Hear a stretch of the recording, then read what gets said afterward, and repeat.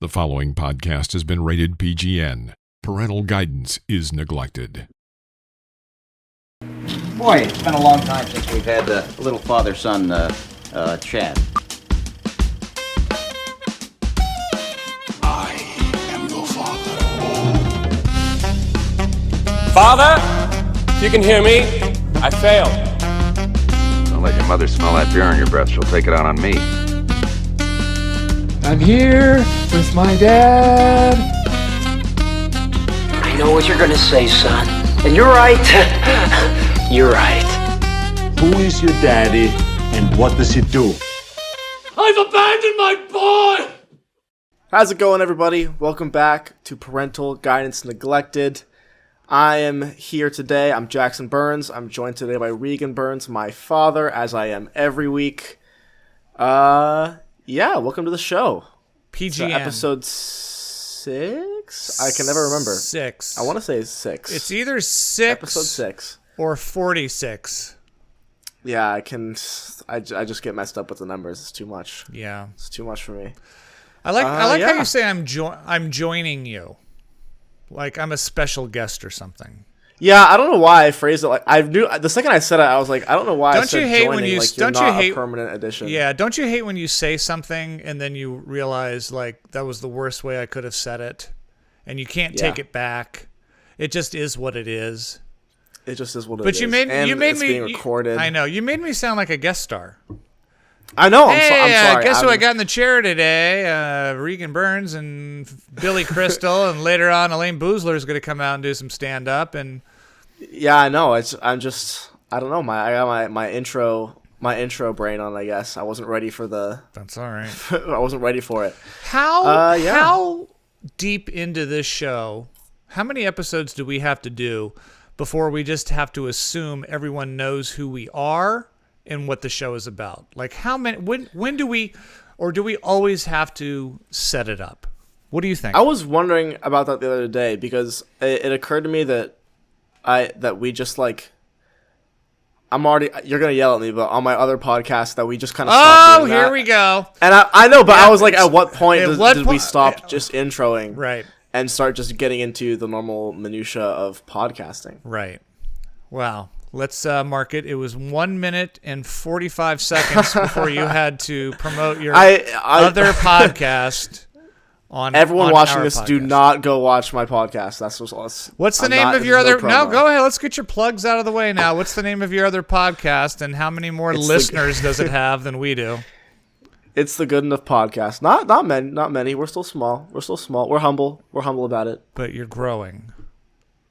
Yeah. Well, we're growing here too. I think we're going here too. Oh yeah, we haven't checked numbers. I haven't checked numbers. I never check. Numbers. I don't want to look at numbers. What are we gonna do with what are we gonna do with that? What are we gonna do with numbers? At the end of the day, we're just here to talk about some movies, have some fun. We're probably doing the show for a couple of your uncles and maybe some girl who's like stalking you, and that's like it. Really. I do know that I just got a text from Jake just a minute ago saying, "Where's the PGN podcast?" So we do have people. Oh well, as long we do have people. Jake on the Jake wants an episode, and Jake's movie taste is not.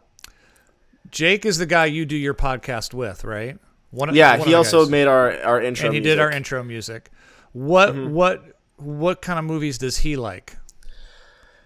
Anime? Is he an anime nerd? He's not. No, not really. He doesn't watch that many movies, but the movies that he chooses to watch are always really weird. Like he recommended we watch Tetsuo the Iron Man, like that foreign body horror, like black and white movie. Right.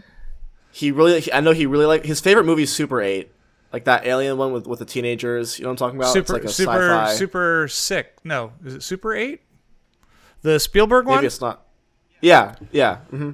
Super 6 or Super 8? And he likes Ghostbusters a lot. He's a big Ghostbusters Who fan. You gonna call? Ghostbusters. Did you see? It's a classic. Did you see Afterlife, the new one? I still haven't. I didn't. I don't think that even got. Is that even out? What? Yeah. Yeah, it came out like last November. COVID was so weird because they were showing all the. They're still showing trailers for Top Gun. Yeah, and that's been teased since pre-COVID. I believe Clinton was in office when we started seeing trailers for Top Gun Maverick. Oh my god! I feel like I've seen the whole movie too. Scene. Of Top no, Top yeah, Gun. Yeah, really. Every trailer, they keep on putting out new trailers, and every time I'm like, I just get more information about what's happening. I don't know. Yeah, I don't know. Do you think it's going to be good? I think it's going to be a crowd pleaser. I think it's one of those things where I think it's the kind of movie, it's going to be just like the first Top Gun, where if you take away all the excitement of the jet fighting and going, oh, that's Tom Cruise who's actually in a plane and the special effects, I think if you just look at the script, you're going to go, this was pretty paper thin. Because the first one was, really. I mean, Goose dies, they play some volleyball, some Russian MiGs come into our airspace, and there's a couple shoot-offs, and then both governments deny it happened, and there's a lot of high-fiving and a lot of homoeroticism. And yeah. And there you have it. It was funny because when I went to go see our movie of the week, someone asked me, we were watching the trailers, and someone asked me, like, they hadn't seen Top Gun, and they're like, what's Top Gun about? And I was like, it's just really a bunch of sweaty guys just like playing. It's a lot of men sweating and kind of questioning their sexuality. Yeah, while fighting Tyler jet. Yeah, I mean, it's old news, but man, if you ever go on YouTube and watch like some of the clips and montages they put together of all the kind of scenes and facial expressions that could be diagnosed or what's the word? Not diagnosed. Could be considered kind of homoerotic. And that bit nothing that, wrong with Quentin that. Tarantino does. Oh yeah, Tarantino. Yeah, there's a scene laugh. he does a scene in some independent movie where he talks about how everybody in the film is gay. Funny stuff. I'm not really. I'll see it. I mean, I'm sure we're going to see it. We'll probably have to see it.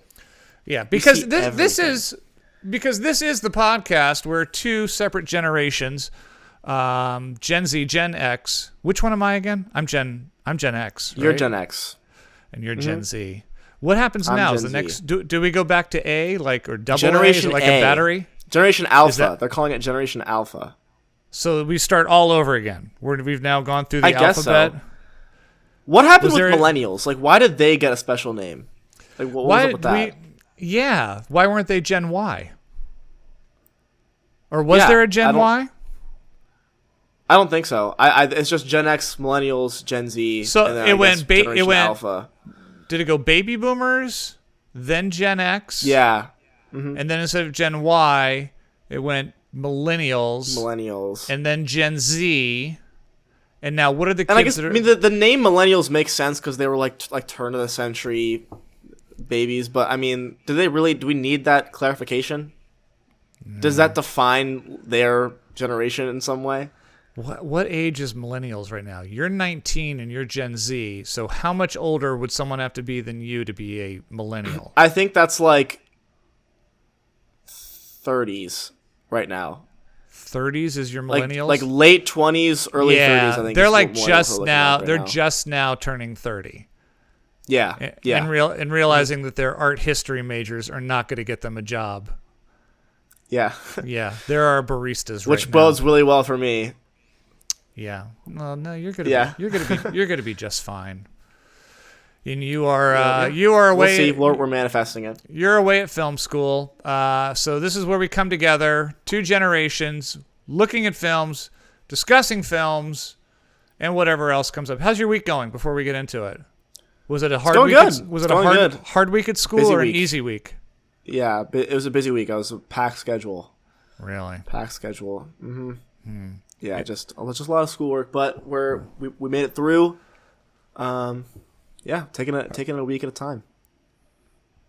Look at you.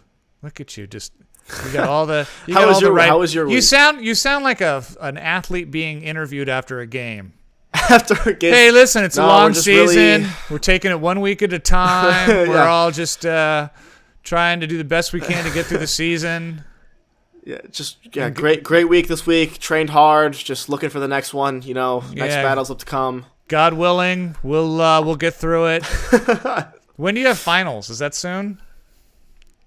I don't know. No, I don't. I mean, that's like the very end. It's the last thing that I do before I move back home. You don't care about it. I have to move out a day after my last final. That's the way it's set up. Right. So, yeah. And you found out officially you did not get the dorm you wanted next year. So, nope, didn't get first choice or second choice. So third we end choice. Up with third choicers. You We'll want make me the to best of it. I'm not gonna stress over it.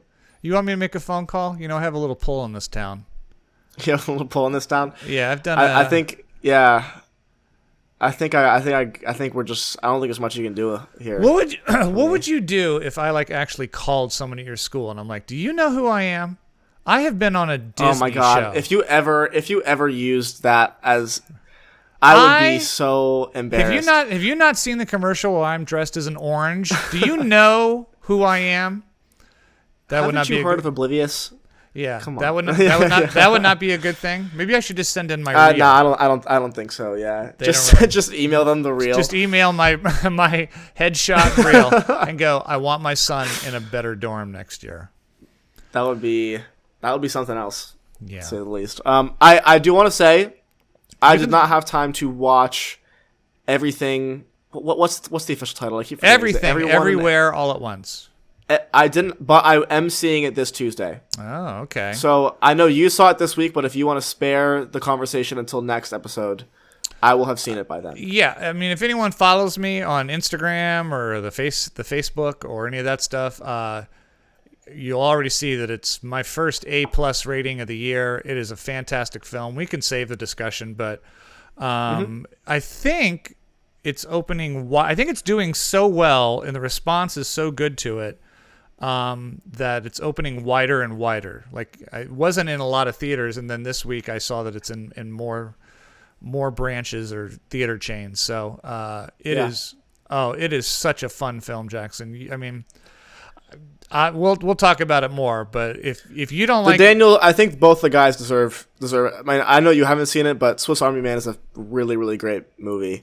And I like their work a lot. At least what I've seen of it. So I'm really excited for this, and it just looks like a really interesting concept. So yeah, and I think it's cool to see Short Round again on screen. The guy. Wait, what? You're kidding, right? That's Short Round? That's Short Round. The main male actor, the dad, is Short Round. I had no Indiana clue. Jones I couldn't even tell. Dr. Wait, Jones! Dr. Jones! That's so funny. You didn't know that Short Round?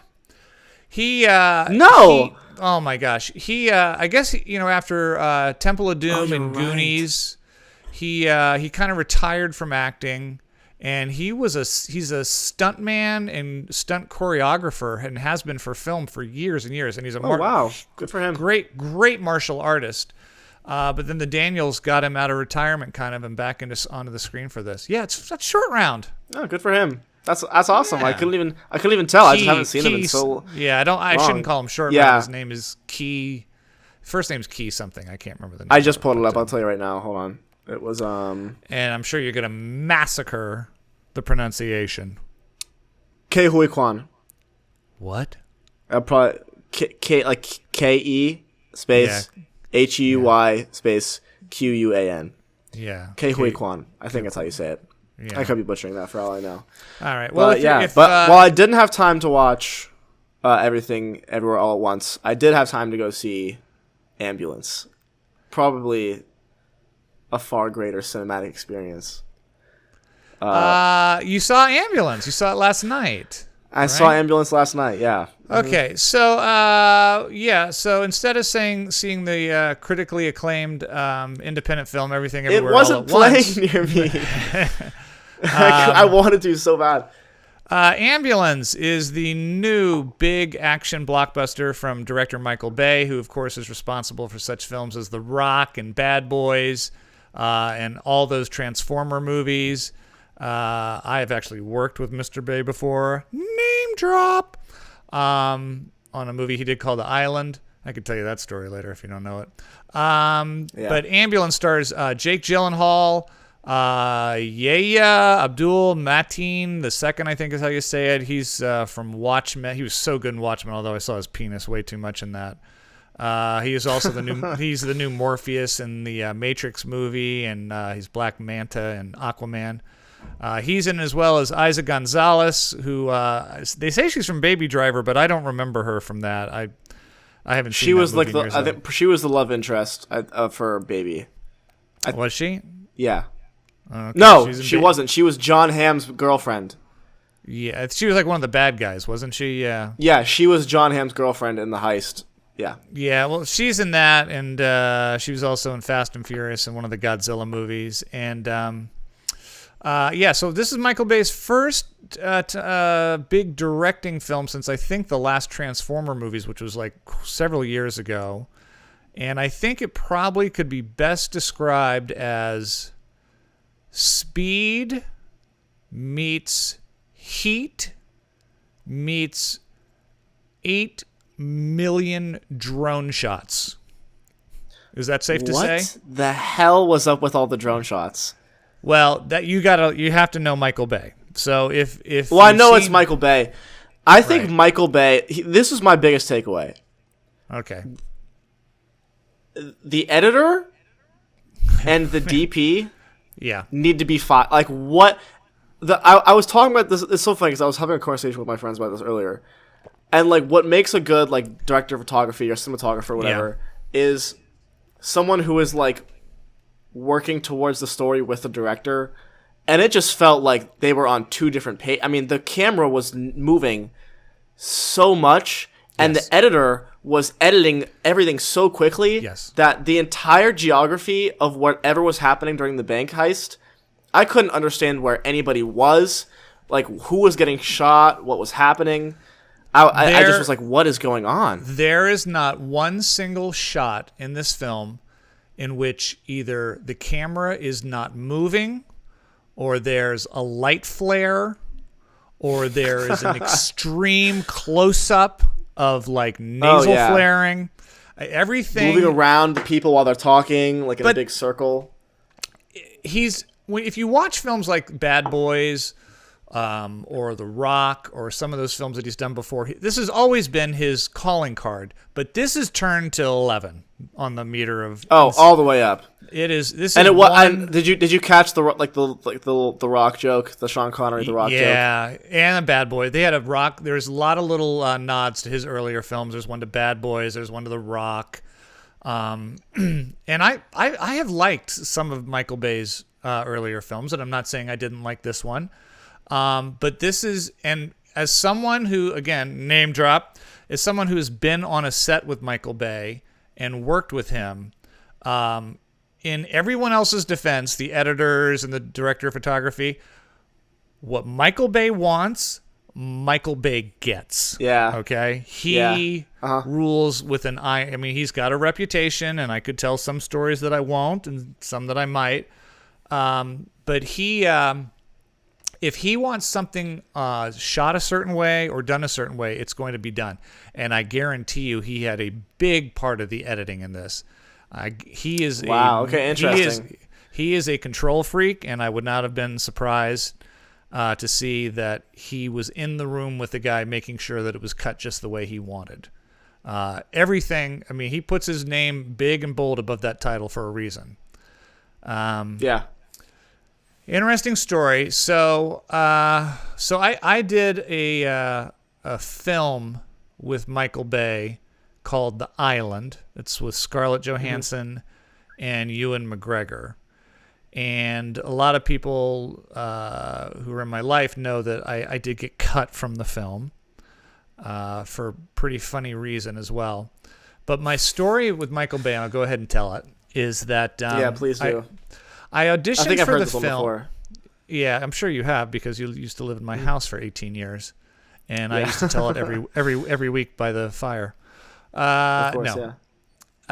So I auditioned for Michael Bay through the casting director, and they filmed a scene, and this was for a couple scenes in the film, and I had a scene with both Ewan McGregor and Scarlett Johansson. So I got word from my agent that they liked my tape and they liked the audition, And I suddenly got a phone call that Michael Bay wanted me to come down to his office in Santa Monica at Bay Films and meet with him. And I was like, oh, okay. I didn't know if this was a second audition or he wanted to, if I'd gotten, I mean, I thought I had got the job, but so I drive down to Bay Films and I enter what can only be described as a $1 billion man cave. I mean, there's just there's Ferraris and Lamborghinis in the parking lot, and you walk in, and it's all this, movie paraphernalia from all his big films. He did like all the Texas Chainsaw remakes and Friday the 13th. He produced a bunch of the horror remakes, and he's got all this stuff up from The Rock and Armageddon and whatnot. And I go in. And I'm sitting in the lobby, and they're like, Mr. Bay will see you now. And I walk into this huge conference room, and in the room, and it looks just like the room from the guy in the Apple. It's the exact same setup of the main villain from the Apple. It looks just like Mr. Boogaloo's lair from the Apple. And in the room is a huge conference table with a big screen television up in front of it. And sitting there is Michael Bay, Ewan McGregor, and Scarlett Johansson. And I'm like, what is going on? And he's like, Regan, this is Ewan, this is Scarlett. Dude, I'm so excited to do this. These scenes are going to be awesome. And he's like looking at you and Scarlett and going, this guy is so funny. He is, oh my gosh, he improvs and he makes stuff up. And we're going to have so much fun with these scenes. And I could see that Ewan was like he was being very nice. He's like, oh, it sounds, I can't do a Scottish accent, but he's like, oh, it's very cool. And Scarlett just looks bored out of her mind. Like her agent said she had to come to this meeting. Yeah. So then he goes, so I want you guys to watch this. And he pushes the remote, and on the big, huge screen, we're all sitting at the table, comes my audition. Like my God. Like the audition tape, like the crappy audition tape. And I'm doing something and making something up. And Michael's like laughing, like, ha, ha, ha, ha, ha. And Ewan McGregor's kind of politely like, ha. And, Scarlett's like, what is going on? And he's just like, isn't he great? Isn't he? And I'm just like, this is so awkward. So weird. What? So awkward. And then when it's done, he's like, so listen, I got this scene. I thought maybe we could read through it and play around and see what Regan can do to make it funny and where it goes. Oh. And so we rehearsed it a few times, but it was so awkward and weird. And I mean, he was just bouncing off the walls. But long story short, I shot a week in Detroit on the film. And due to some product placement problems that I won't get into right now, I was cut from the film on the editing room floor. But you know what? I still get checks for it. What? There you go. Wow, man. Yeah, I'm getting residuals for something horrible. That's like a nightmare scenario for me. That would be. Yeah. Yeah. Scarlett Johansson, Ewan McGregor. Ewan McGregor loves his motorcycles. Loves to talk about them. Really? He's a nice guy. Yeah. Well, he hasn't returned my calls yet. I've been calling him now for the last 15 years since then. Every week on the dot. Just not picking up. He has not gotten back to me. Anyways, Speed versus it's kinetic. It's completely ridiculous. Would you not agree? I mean, yeah, and they've really weirdly pushed that like it's in LA. Like they were very in your face about it being in LA. Which makes a lot of sense because it's cost so much money to shoot in LA. They were probably like, we have to use this to our advantage. And I think that they paid a lot of that off with a lot of product placement. I don't know if you kind of noticed that. But there's tons of product placement. The biggest one that I realized was like, right at the beginning, when I think his character name is Will, right? Will is his name? Yeah. Jake. No. Will is. No. Yahya, Mr. Abdul Mateen, we'll call him. His character. And he leaves the house with his wife, and as he's leaving, he goes, security up, and then she like hits the security, like the Nest security button, and Yes. arms it. And I was like, oh, this is gonna come back, and then it didn't. Nope, And I was like, oh, didn't. that was just like I did that too, was just yeah. a product placement moment. Yeah. Yeah, you're like, oh, someone's gonna try to break into her house at some point. Nope, she doesn't. Yeah, really- get her in. she doesn't even come back in the film till like the last 5 minutes. Yeah.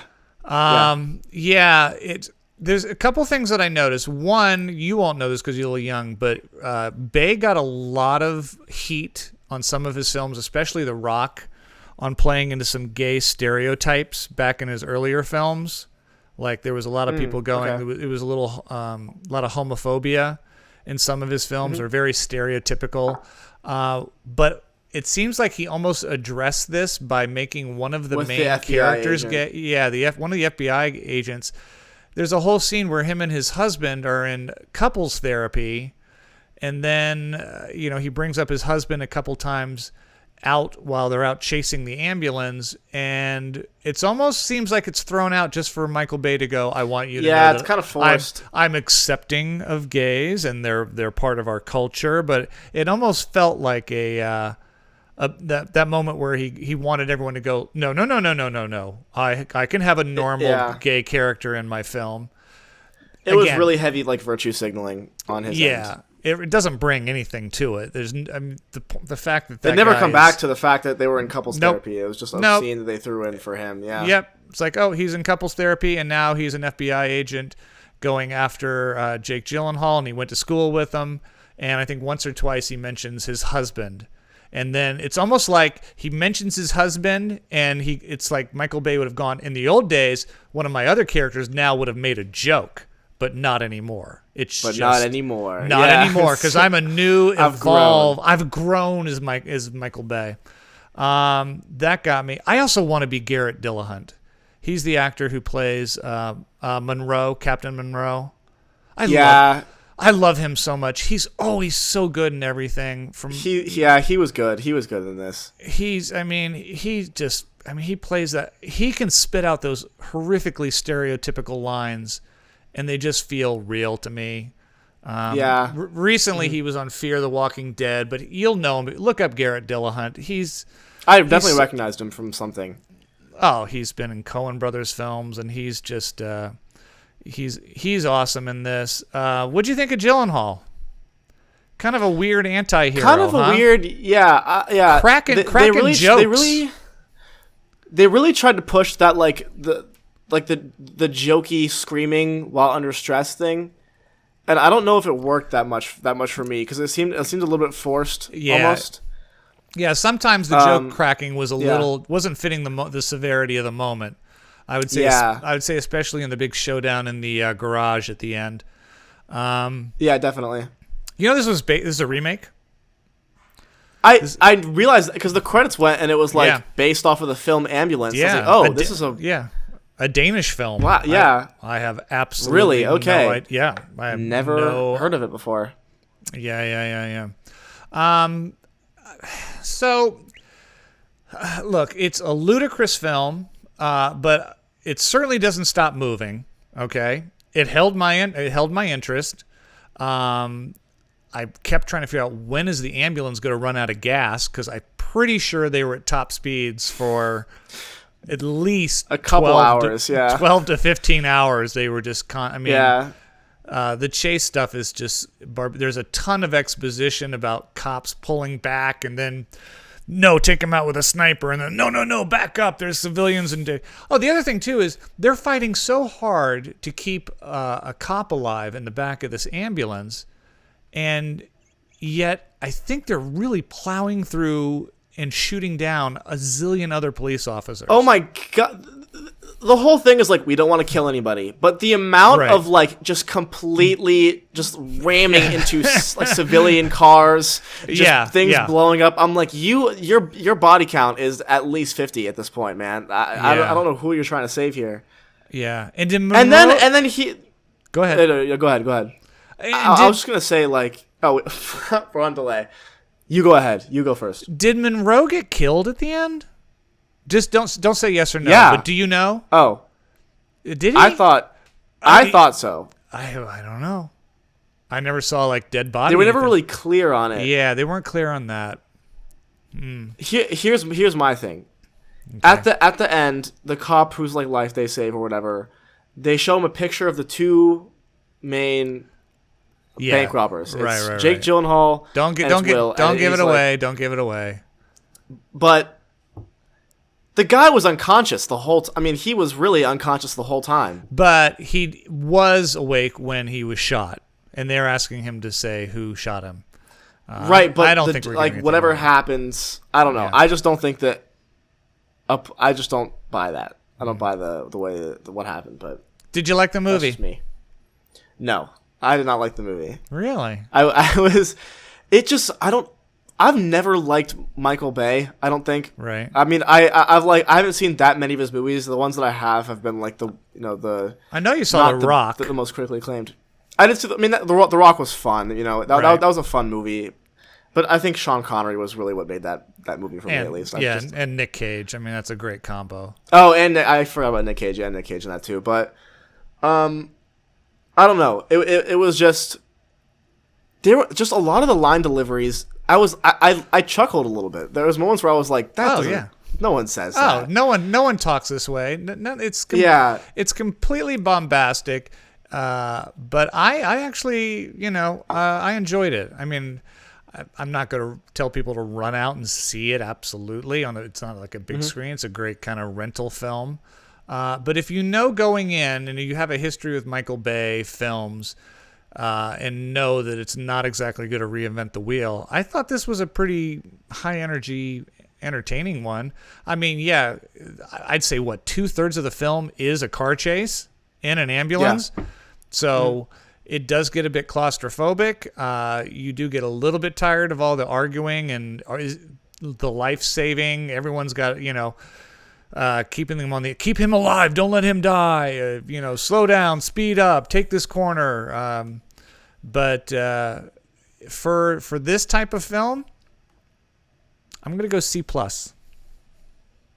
Really? Yeah. Okay. Yeah. You're gonna okay. I am going to give Ambulance a 3 out of 10. Wow. Okay. Yeah. Just not. I don't think you like to. Just not for me. I don't think you like to have fun at the films. I do like to have fun. Why are you such a Debbie Downer? I'm not a Debbie Downer. I've seen some. There are some really great fun movies that I've seen before. What's the last really great fun movie you saw? Let me put you on the spot. I saw Howl's Moving Castle actually. In oh, theaters. that's like a cartoon, isn't it? Yeah, it was a fun. Okay, you can't just discount it because it's a cartoon. It's a cartoon. It's a great movie. Oh my god! It's one of the most critically acclaimed animated movies of all time. Oh, it deserves it. God. It's a great fun watch. If I see that Bob's Burgers movie trailer one more time, oh my god, I can't do it. I'm sure I like Bob's Burgers, but that movie looks terrible. What happened? I don't know. Nothing in that. We talked this week about all the trailers that we saw, and that must be the 15th time I've seen this Bob's Burgers trailer, and I'm like, if this is what you picked to be the best scenes from the film to sell it, or you're trying to hold back on the best stuff, I don't know. Yeah, change of plans maybe. I don't know. Yeah. Interesting thing they're doing there. I feel like I should make you watch some more Michael Bay movies, and then I think you would appreciate this one more than you would the others. You think so? I guess I haven't seen. You haven't seen any of the Bad Boys. There's 3 of those. No, I haven't seen any of the Bad Boys. I haven't. What's this big one with Bruce Willis? Armageddon, I think. Didn't you do? I haven't seen Armageddon. I saw part of Armageddon. I never finished it. I don't think. Yeah. Yeah. Look, it's a ton of moving camera, and it's so machismo, but every once in a while... Another thing about just Michael Bay movies in general, like, can he just move past, like, the shiny text? I just hate that. It's a dumb nitpick, but, like, every time the credits go by, I'm like, this is so early 2000s cheese. Yeah. 3D animation. Yeah. I don't know. I'm like, ugh. Where the title kind of sweeps in like it's a car. And then they put LA in the title. Yeah. They put LA in the title. They that was so funny to me. They highlight the LA in Ambulance because LA is it's a character in the movie. It is. I guess. It takes place in LA. Wouldn't that be weird if you had to highlight the city for every film ever made? It's like, oh my god! the Untouchables, you just had to highlight the C in Untouchables and go, it's in Chicago. Chicago. Yeah, I don't know. Maybe it's because I haven't seen enough Michael Bay movies, but Have that's my take. Any of your friends seen it or thought of it, or anyone? No. No, I went to go see it with someone and they didn't like it either. They were not a fan. They weren't care. Yeah. All right. Look, again, I don't recommend, but if you're going to put it on the scale with other Michael Bay movies, C+. It's entertaining. It's silly. It's stupid. But just go in with low expectations, and I think you'll be all right. You'll be okay, yeah. Yeah. I think you'll be okay. Definitely. I have a feeling it'll be gone from the theaters in about 4 days, maybe 3. I think so too. I don't think my theater was almost empty. Was it really? Oh, my theater was almost empty. Uh-oh. And someone, it was me. It was Someone a person I farted? went with. What happened? Me, the person, like an empty seat, and then 3 people decided to sit in our row, right, like directly next to us. That's the worst. In an entirely empty theater, and I had bought my tickets first. Like, why don't they move? Like when It's like you have the when whole I theater. go onto the map, when I buy a movie a ticket, now you go on the app and it shows you the whole theater. You can see where other people are already sitting. It's creepy to go. There's 3 people in aisle D, seats 4, 5, and 6. You know what I'm gonna do? I'm gonna take seat number 7. yeah, yeah. I could sit in row E. Why would you do I that? could sit in row G. Never. I don't want to be near people. I hate and people. it was 2 older women, and they were just like open mouthing, chewing their popcorn the whole time. Oh my god. So that was yeah. We could times. spend hours. We could spend hours just on a movie going experience. You've been to movies with me, yeah. you know, and I'm a shusher. You know it. And you yeah. you don't You want don't to be in even a wait theater too. with me. We get Nope. 5 seconds in, and it's like, nope, movie's starting. Now it's time to be quiet. Yep. I'll tell people to shut up during the trailers. You know how Yeah, people, you'll be they'll like, keep "Shh." talking. I'll be like, shut up. This experience has begun. I'll tell people to shut up during the Coca-Cola ad beforehand. Did we tell the story of that lady that cut us in line at the AMC? No. I don't think so. Oh, some lady cut us in line at the AMC. At concessions. When we were getting our popcorn. And I had to pull him back, so I was like, "Don't say anything. Don't say anything. Just hold back. Just please. I wanted to beat it's not worth it. She's she must have senile. been- Just let it go." She must have been 80. I still wanted to beat the crap out of her. I'm like, who do you think you are? Yeah. And then she got up there and she had such attitude. She was like, so do your nachos have extra cheese or some bullshit like that?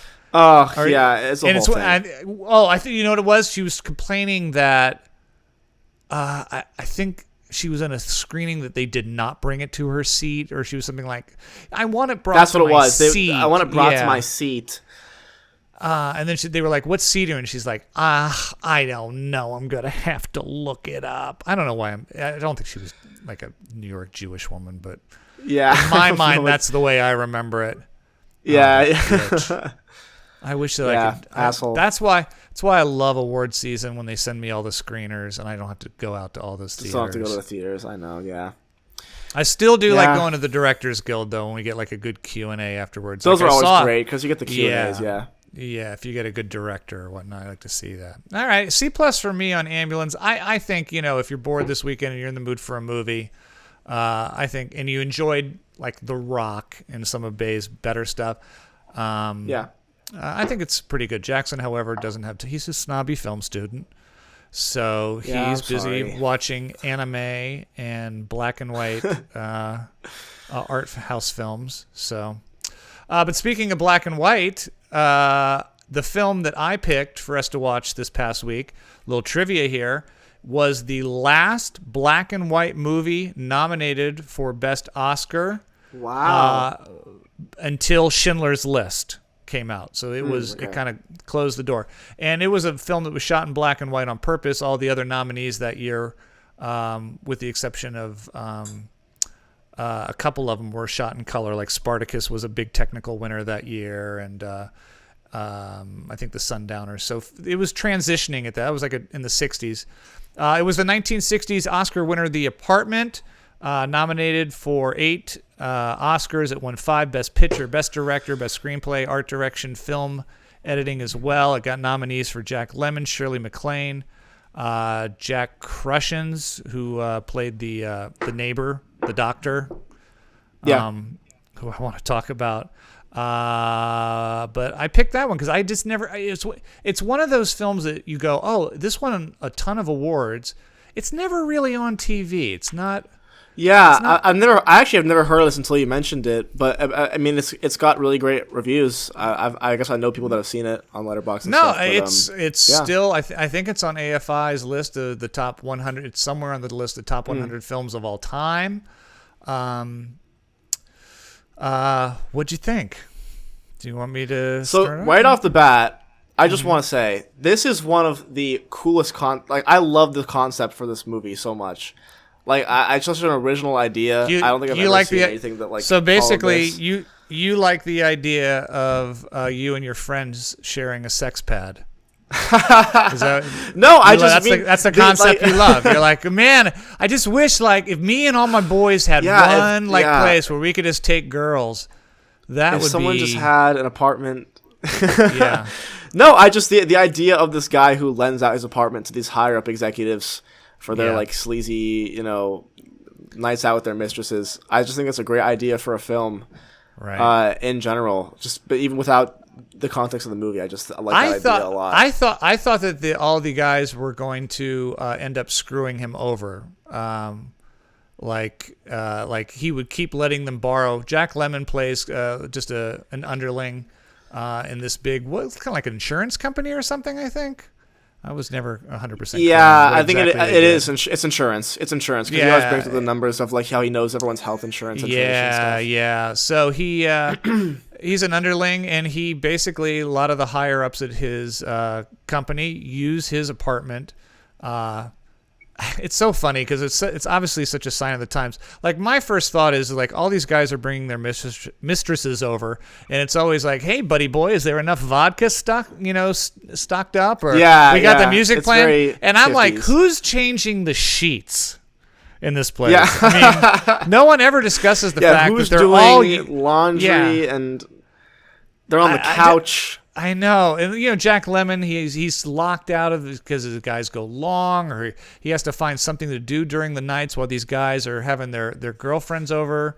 I mean, they're all married, obviously, they're all having affairs, and my first thought was just like, wow, they're never going to address the bedroom issue, like. That's obviously a sign of the time. It's implied. You get the little like 1960s implied, like the neighbors. There was definitely a couple. Yeah, a couple 50s isms that like took me not took me out of it all the way, but like, I mean, there was that one moment where he slaps the elevator girl's ass, and everyone's just kind of like okay with it, and but just like that, or like the fact that like the only appearance of an African American actor is cleaning the office, and it's like just moments like that where it's like, oh yeah, this is an old movie, but right. At the same time, it is. I mean, that's just the way that life. Well, I mean, it's not justifying it, but it's an accurate portrayal of the time period. I guess is what I'm trying to say. So I'm not mad at it. I mean, we didn't live then, so we can't say for sure. But I think it's definitely an adequate picture into at least the way Hollywood portrayed life, I mean, that's a good I don't point, know. actually. I mean, it's like they're having the Oscar Christmas party, and like half the women who work there are dancing on the tables, and it's almost like a like that. It's like a that's striptease thing, and that's a little awkward. You talked. The scene that that resonated the most is when the doctor Shirley Maclaine overdoses, takes a bunch of sleeping pills after she is kind of dumped by. Fred McMurray, the executive, she's a mistress to him, and they hook up again, and she overdoses in his apartment and almost dies. And then the movie does take a little bit of a dark turn there, but the doctor just slapped the shit out of her trying to wake her. How many times did he hit her? It was so. They're like, oh my god, just wake up, bah! Wake up, right? Come on, bah! I'm like, that can't be the way you do that. My thought was, okay, someone's OD'd. You're probably going to strip them naked and put them in the shower. Well, you can't do that. in a 1960s Yeah. film. So apparently the thing you can do, though, is just beat the shit out of Just her. beat the crap out. Just slap Just- her face first until of she all, wakes up. They're like force feeding her coffee, and my only thought is Yeah. that got done 2 seconds ago. That has to be Right. scorching hot. Right. Oh my gosh! Just like I'm like, oh, get it out of her mouth. Gonna burn her Yeah. tongue. Yeah, they're shoving the coffee down. What'd you think of Jack Lemmon? You know, he was a massive. He's won Oscars before. He didn't win for The Apartment, but I know he won for at least 1 or 2 other films, and Odd Couple and whatnot.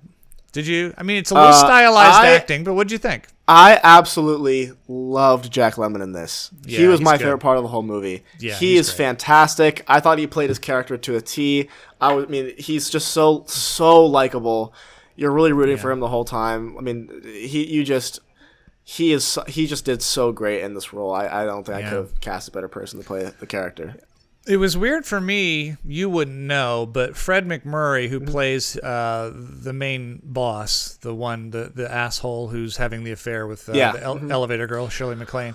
The only thing I really know Fred McMurray from is he starred in a sitcom called My Three Sons, where basically he was a single dad raising 3 boys, and it was the most wholesome, and he was like this sweet dad, and so it was a little weird for me to see him play kind of this Asshole conniving executive, snake of a ladies' man.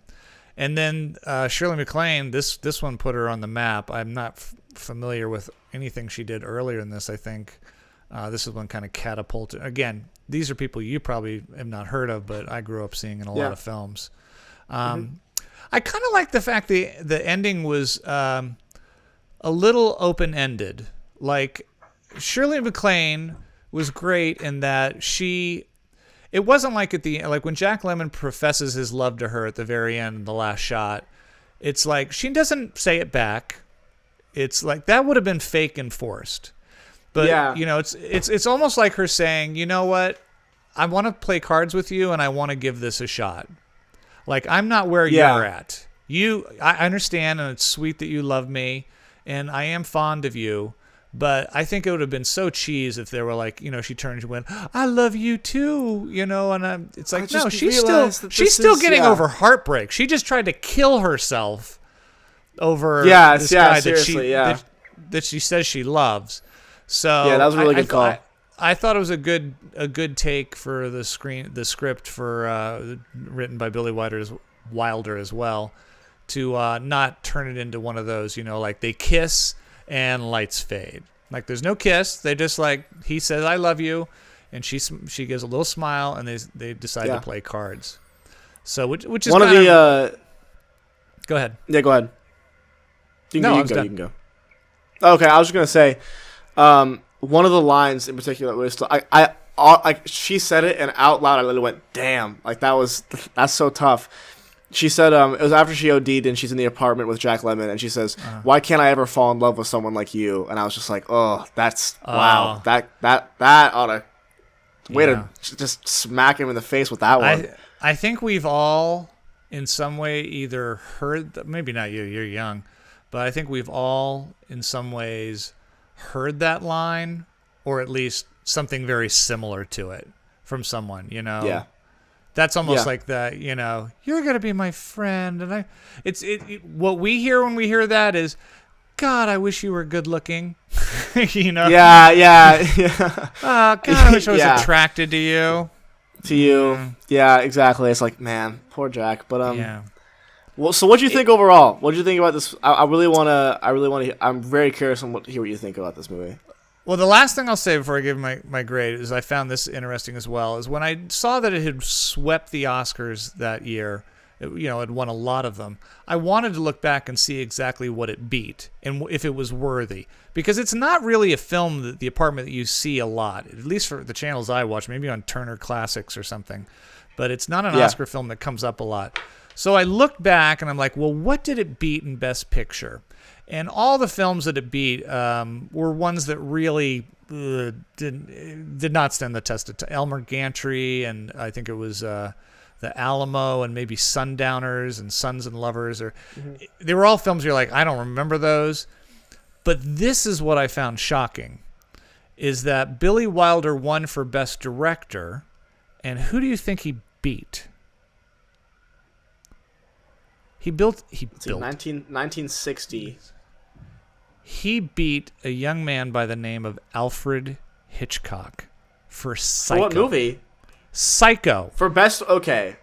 And Psycho was not even nominated for Best Film. It only got a nomination for Alfred Hitchcock.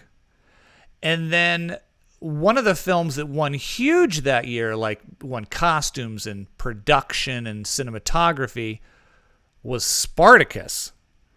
And that didn't get nominated for Best Film. So, and I think, so in the back of my mind, I was like, okay, I'm enjoying The Apartment, but I can't get out of my head that not only did it win Best Film, but it wasn't even up against Psycho. And then I was watching, and then I'm like, is Billy Wilder is this directing accomplishment as good as Alfred Hitchcock in Psycho? Yeah, so directing-wise, I think I'd put out, and Hitchcock's, Psycho's a masterpiece. It's Psycho. I would say that I do think The Apartment is, writing-wise, probably more strong than, but directing, that's a weird choice. Huh. Yeah, but Jackson, he was his mother in Psycho. He was his mother. It was him. He was dressed as his mother. Is that a spoiler? Oh, so, we're way so two way too past for that, I think. We're way too past that? Yeah. Spoiler alert, E.T.'s an alien. He goes home. Is that too soon? He goes home. Too soon, man. Too soon. Braveheart, he dies. I still haven't seen Braveheart. I don't think it stands up. I thought you loved that movie. No. I think your mom really liked it. Oh. I think Braveheart was fun. I think I enjoyed it. I don't think I've ever revisited it. Interesting. It's tainted by Mel Gibson, who, by the way, I think is getting ready to come up in our conversation. We have to make a decision. All right, I'm getting ahead of myself. The Apartment. I'm very torn on this. I think it's a really good film, and I can see why it was a huge hit and very well received and acclaimed, because it's definitely, I think, different. It hit a lot of taboo subjects at the time. It takes some turns that I think which could easily have become like a silly romantic comedy. Suddenly he's dealing with suicide and heartbreak, and don't get me wrong, it's done in a slightly lighter way. But I also have to go, does this completely stand the test of time? I'm looking at it in a different lens right now. So I'm going to give The Apartment. I'm going to give it an A-. Okay. Alrighty. Love Jack Lemmon. Love the script. It's very stylized, but it's obviously worth the accolades. Yeah, I had a lot of fun watching this. It kept my attention the whole time, which is not always easy to do when you're dealing with older movies. I just really enjoyed this, and I'm thinking I'm going to give this a 9 out of 10. Oh, well. 9 out of 10. Do you feel like you're jaded a bit? Do you feel like there's like film people who would like let's say you watch something like this, a critically acclaimed film. It's on the top 100 AFI of all time. If there was a part of you went, I hated that, and that's just no, I didn't enjoy it at all. That people are just going to be like, you don't know nothing about film. You like Howl's Castle? You don't even know half the shit I got for hating 2001: A Space Odyssey. Oh my god! Yeah. Oh yeah. It was like I just like spoke against Jesus Christ himself. It was crazy. It was like, what are you talking? I'm like, okay, man, it's boring. I'm sorry, but like, hold my attention for maybe 2 minutes and then I'm just done. Yeah. I don't know. Speaking of acid trips, I sent you that link yesterday that Pink Floyd's doing new music. Like it's been 28 years or something since they're doing something like that. I don't know. I don't know if it's a couple songs or a whole album, but something to help support Ukraine. Apparently they dropped a new song like yesterday. I heard, but I don't know. What do you think about David Gilmour? I love David Gilmour. You know, some of my favorite Pink... It's funny, you texted me, I think it was last week or week before, and you were like, dude, because that's what my son calls me. He's like, I just listened to The Wall by Pink Floyd. Are you... Oh, my God. And I was just like, you haven't listened to The Wall? I mean... I really hit... You're such a music aficionado. I'm like... way late. I know. Well, I know that you were like a big fan of like Dark Side and what's the one with the pig flying in the air? I didn't even become I haven't listened to Animals yet, but I do love Wish You Were Here. Oh. It was funny because I know I listened to Dark Side of the Moon a long time ago, but over winter break, I mean I have the vinyl of it. It was like, I think you gave it to me when I first started collecting. I was like, you know what? I haven't heard this in a while. You know, it might not be because look, Pink Floyd is like, I mean, there's classic rock. Pink Floyd is kind of like a different breed of that. And I think I put it on expecting this to be like, oh, it's going to be like a Van Halen record or something. And then I was like, this is not at all what I was expecting. And oh man, Us and Them came on and I was like, this is it. This is peak music right here. I feel like I like Gilmour. I like a lot of the stuff that they did afterwards. When Roger Waters either quit or got kicked out, depending on who you ask. I think Roger Waters probably you hear him and most of his influence in The Wall. I feel like I feel like David, when I listen to Dark Side, I hear and feel David Gilmour more, and then when I hear The Wall, I feel like it's Roger Waters. The Wall is Roger Waters' baby, I feel like. I agree with that. I mean, I don't know the history. We could sound like idiots talking about music here. Yeah, that's, no, definitely. But. That's always the way I've kind of felt about it. And no, I love. You don't like Gilmour? Why'd you bring? You think like? Are you like one of those Waters purists? No, I haven't listened to any of the stuff after Roger Waters left. So I was just curious on what you thought because I don't. Yeah, no, momentary lapse of reason. I think is their really big one with after Waters. Yeah, and I love it. I love momentary lapse of reason. And it's got a very Dark Side of the Moon feel to it. It's more kind of melodic. And I think Waters brought more of the heavier, grittier, you know, eat your cake and, you know, your pudding and whatnot. Like that. Yeah. But yeah, I don't know. You're listening to the PGN podcast. We should probably stop for a commercial break, right? We should probably do it. Stop for our sponsor. Should we stop for a word from our sponsor? Word from our sponsors. Word from our sponsor. I had, you know, what's funny is Scott Parkin, great commercial actor, just one of the funniest guys out there. He came and did one of my old podcasts, and he was like, "When are we taking a commercial break?" And I was like, I don't have any I don't have any sponsors, for God's sakes. He's like, anyone could be your sponsor. And then he like did a whole commercial where he's like, you know, this is the PGM podcast brought to you by apples. Apples, they're red, they're delicious. They grow on trees. You can pick them, and sometimes you can buy them at grocery stores. Apples. Like he just did this whole thing about, you know, just pick something and make it a sponsor. Something generic. So maybe we should do that. Like this week's episode's brought to you by sofas. Not any particular kind of company of sofa, just comfortable, luxurious sofas in general. Yeah. Put your feet up. Take a break.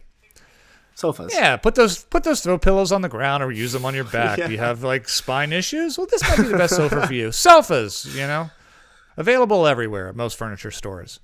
I don't know. Maybe we'll do something like that. I like that. I don't know. Do you guys have sponsors yet for your other podcasts that you're always publicizing on here? I know Jake's personal YouTube channel. He had a sponsor once. He had a sponsor once, and then funny enough. And did he actually use the product? Would we do? It was a VPN company. Let's say we got approached by a sponsor. What would it be? What if it was like sex cream? Would we do that? Sex cream? Yeah, I don't know, like a lube. Are you kidding? Would we do that? Yeah. I mean, it would be okay. And every week that would be a weird approach for a father-son. I know. Podcast. So what would we do? And let's say not only were they it wasn't a thing where they were just putting a banner on our thing. We had to actually cut a commercial. You know, like one of those where we talk about the product. Like, hey Jackson, you know, let's talk about KY. Like, wouldn't that be really? Yeah, that would be really weird. But would we do it? What would you do? If You're saying yes, we do it? I would use it right here on air. I'd find a way to demonstrate it. Whoa. Oh, no. Oh, no. No? That would be, yeah. That'd be also, awkward. I like the fact that you called it, that you said sex cream. I just think that's a funny. Sex cream? I've never heard anyone say It's sex not really cream called, before. I don't know. That's maybe there's one out there. Google it right now. I bet you there's a company called Sex Cream. There is for sure. Oh, 100%. There's no way. And we should absolutely approach them about that. Oh yeah, we'll send some emails. Yeah. Um, Hey, it's the but before PGM podcast. Go ahead. Yeah. I was gonna say before we get too far away, it's my week to pick a movie. To be honest with you, I got some feedback from people online, and they'd like us to skip your week. Really? Wow. Yeah. Really? That's so funny. I feel like I haven't seen anything like that at all. That's so crazy. Yeah, they were like, "Oh, what's Just he some gonna people do? in the DMs. Pick another Robert Eggers movie."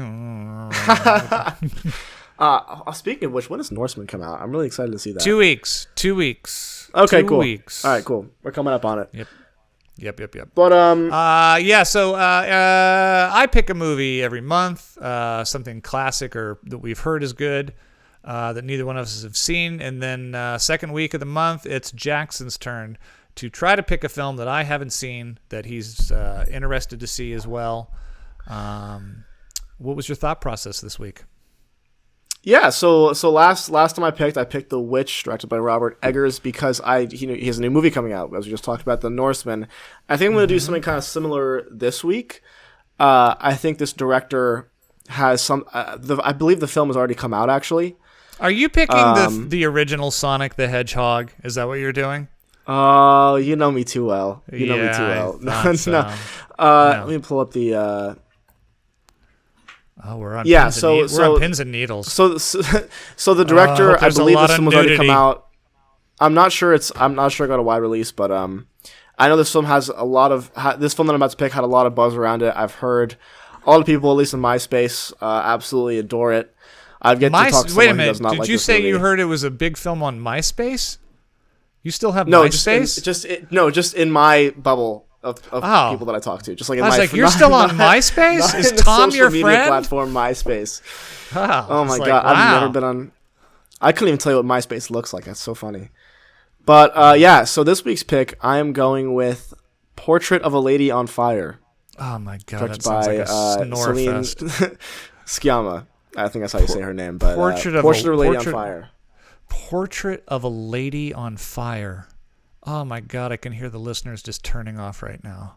I'm just saying. I've what yet to hear year someone is not liking this movie? What year is this from? 20. Oh, so this is a pretty recent film. And yeah, and she had. I'm sure they probably showed it when you went to go see The Worst Person in the World. But she has that new movie that just came out called Petite Maman.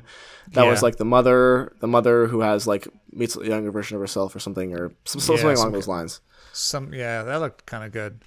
What is this about? Portrait is how this woman fell into a campfire. I don't know and then anything someone took about a picture it. of her. Let me. I guess maybe we should. Should we be surprised? Like. Well, I can read the log line. It's just I can just read the log line right now if you want me to. What's like it meets something? All right, read the log line, and then we'll decide if I'm going to veto this or not. France, 1770. Oh my God! It's in France in 1770. Oh, I'm already falling. Jackson. What? It's my week to pick. It's my week to pick. Bad Boys 2 or something. No? Okay. I haven't even seen Bad Boys 1. Okay, let me finish. Marianne, a painter, is commissioned to do a wedding portrait of Helios, a young woman who has just left the convent. Helios is a reluctant bride to be, and Marianne must paint her without her knowing. She observes her day by day to paint her secretly. And that's the log line.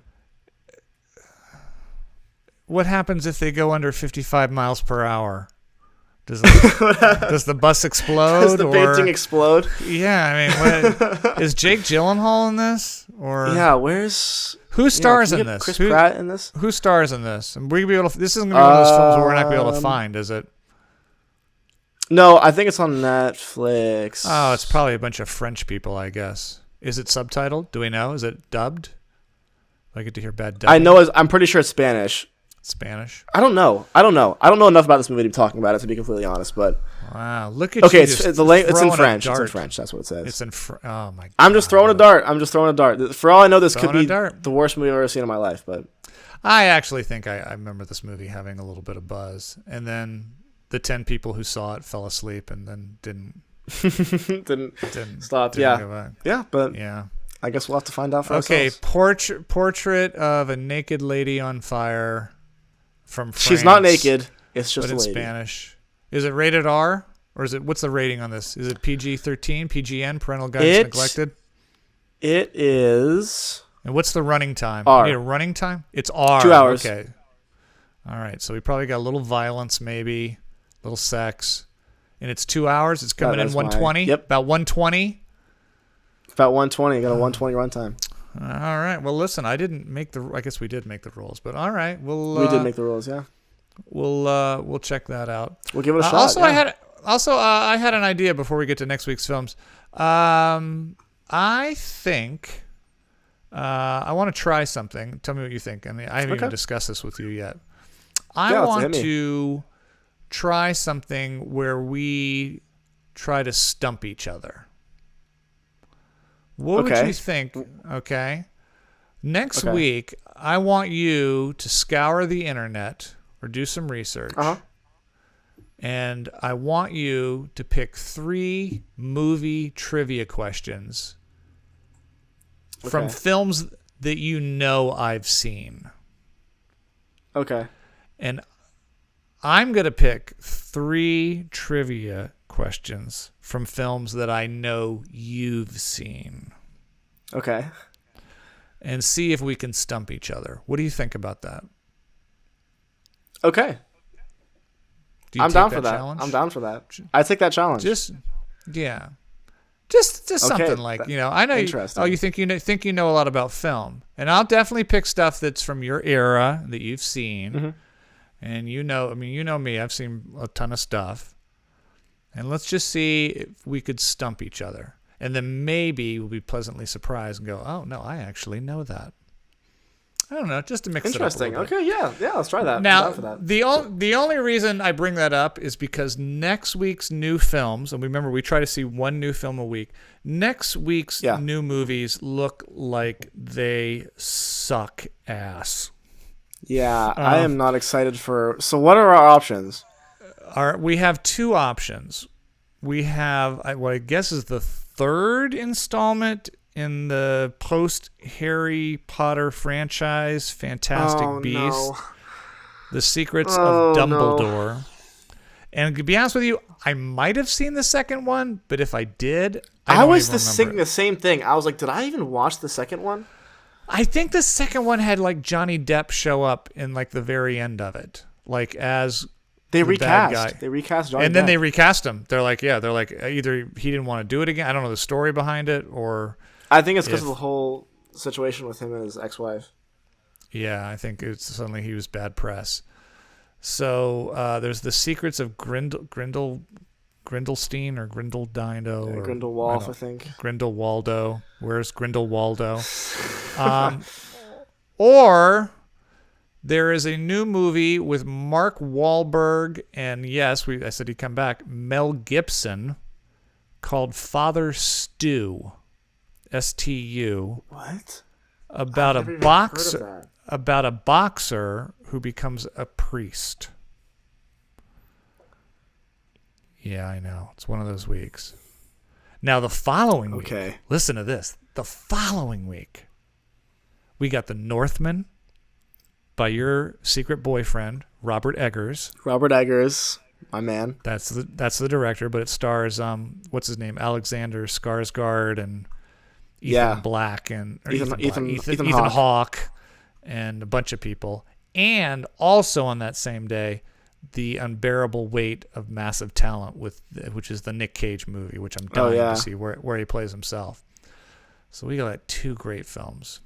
So next week we have Portrait of a Young Naked Lady on Fire. Portrait of from France in Spanish with no one I've heard of.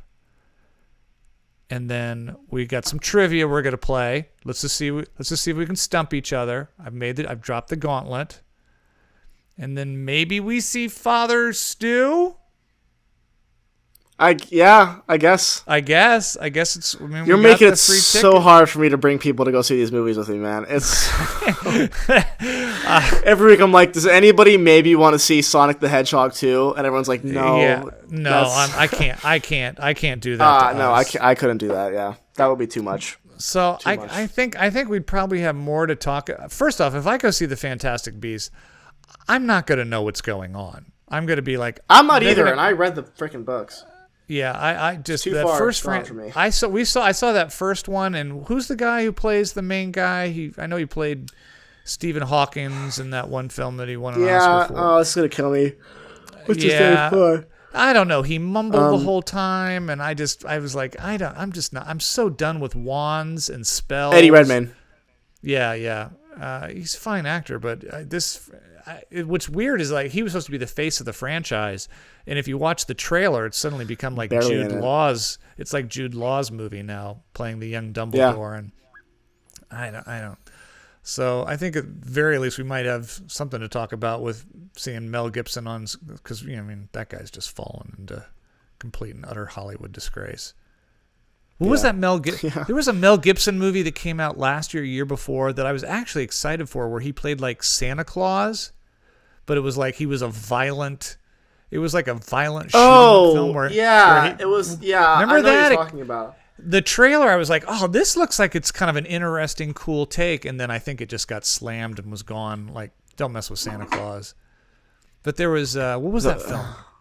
Get Jamie on that. Fat Man. Yeah, Fat Man. That was gone. But I thought, I forgot about that. Maybe that didn't relaunch his career. But now he's doing a movie with Mark Wahlberg. And Mark is very Boogie Nights. It's great in Boogie Nights. Great in Boogie Nights. Yeah, that's true. He's good. He's good in that. But I also feel like he's playing an idiot. Yeah, he is. I don't know how much of a stretch. I don't know. Yeah, it's hard for me to look at Wahlberg and not think of Marky Mark. Yeah. Is that before your time? Do you know that? Do you know that song? Have I told you wait. Yeah, he was in a boy band or something, right?